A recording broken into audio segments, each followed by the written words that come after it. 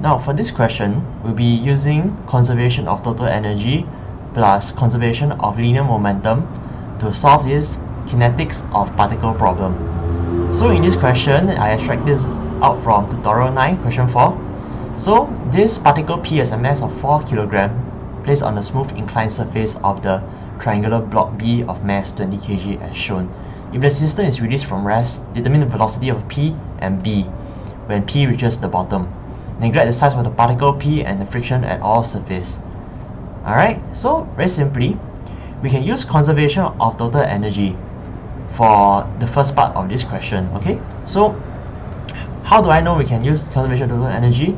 Because later on you realize that there will be 3 unknowns and we will need 3 equations. Okay, so very simply, when I see this kind of question, I know that there's some form of information given by this diagram. So I can see there's gravitational potential energy, and I know that once this ball slides down, there'll be velocity. Alright, so I will deduce that there will be gravitational potential energy by this mass of P, and this will result in the kinetic energy of this point P and the kinetic energy of this block B. Alright, so I use gravitational potential energy equals to the both kinetic energy. I put in the values that I have and realize I got 2 unknowns and there's only 1 equation, hence I need to find another equation. So using conservation of linear momentum, we realize that only the momentum along the x-axis is conserved because there are internal forces and there are no external forces along the x-axis. Meaning to say, the forces that are in play are just the particle P and the block B. So basically there's no gravitational potential energy or weight, the force given by the weight to disrupt this momentum equation. Okay, so using conservation of linear momentum along x-axis, I can write mass of block B multiply velocity of block B along x-axis in state 1 plus mass of particle P times the velocity of particle P along the x-axis at state 1 equals to mass of B VBx2 and mass of P VPx2. Okay, we know that they are both released from rest. System is released from rest, so immediately I equate the whole front part at state 1 equals to 0. I fill in the equation of what I have on the other side.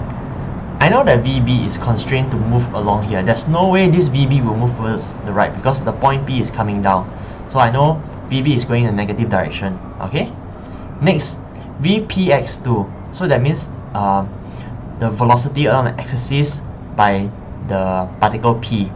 So velocity of P is actually P from B plus VB. Just that this is negative sign is because we know that velocity of block B is going in negative state. So when you plus something that's negative, you will minus off. Okay, then VP from B is going in this direction, so I'll cosine negative 30 to arrange it such that it is in the x-axis. Okay, so this is my second equation, and with this I realize I have 1 more unknown. So now I got 3 unknowns but 2 equations, so I need 1 more equation. Alright, so I know that velocity of P equals to velocity of P from B plus VB, and this is the equation that I have. Okay, I know that VP from B is constrained within the negative 30-degree direction over here, and I know VB is negative constrained in the I direction. So that's my third equation. So 3 equations, 3 unknown. So from 3, I want to find VP square. To find VP square, I use velocity of P dot velocity of P. So you just do the dot product of itself. Okay, so when you do dot product, this is like a, so you try to form something like a quadratic equation. Okay, so do dot product for this. Just remember that when you do dot product, you must cosine the angle in between the 2 vectors. Alright, what do I mean? So you see VP from B in a negative 30 direction dot VP from B in a negative 30 direction. So when you these 2 vectors are in line with each other, so when you cosine 0, basically these 2 vectors, there are 0 degrees in between them, it will become 1. You get what I mean? So when you cosine 0, it will become 1. So that means it will result in just VP from B square. Okay, plus 2 VP from B dot with negative VB in the I direction.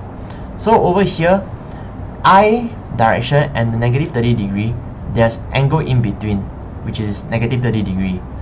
So you need to do the cosine over here. So 2 multiplied by VP from B multiplied by VB cosine negative 30. Okay. Lastly is just negative VB square. Okay. So over here, I simplify the whole equation and I name this as equation 4. Okay. Next, from equation 2, over here, equation 2, I bring it down and then I'll express it in terms of VP from B. It's just manipulation of equation. Okay, then I'll square it and I'll get equation 6. So now I got equation 4, equation 5, equation 6.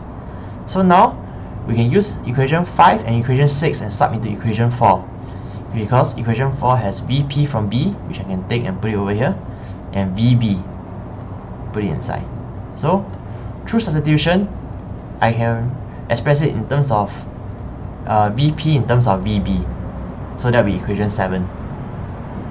Once I reach equation 7, I'll sub equation 7 into equation 1, which is over here, the conservation of total energy. Okay? Because equation 1 is in terms of VP and VB. So once I sub equation 7 into equation 1, I will only have one unknown, which is VB. Very simply, I can find what's VB. Okay, so that's the answer for VB. And then once I got VB, I want to find VP from B. I just sub into equation 6. Okay, and very simply I can find velocity of P from B. So that's how you answer this question. Basically, the key part, or maybe the key takeaway for this question is when you do the dot product. Where is it? When you do the dot product, remember this is not like how to say. You just need to remember to do the cosine 30 degrees. Cosine negative 30 degrees, because this is a dot product. It's not like the normal multiplication in normal math questions. So you need to remember that we are doing a vector operation. Okay, so that's all for this question.